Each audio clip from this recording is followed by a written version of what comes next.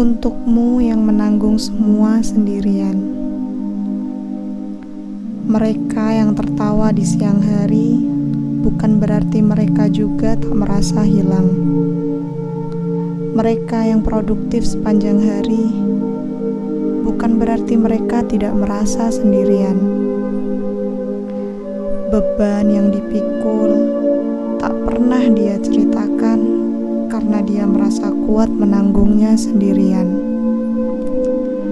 Kamu tak pernah benar-benar tahu musik apa yang dia dengar sendiri di malam hari, doa apa yang dia ulang-ulang dan panjatkan sebelum dia tidur, dan ketakutan apa yang harus dia hadapi sendiri saat pagi datang.